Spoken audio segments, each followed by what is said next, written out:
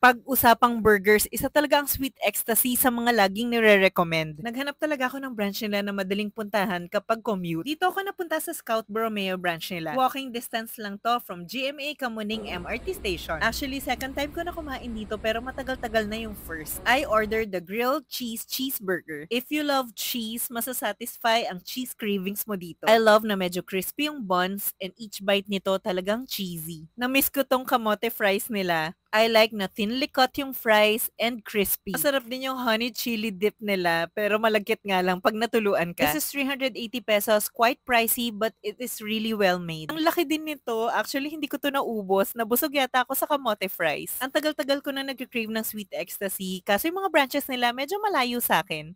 Good thing I discovered this Scout Borromeo branch.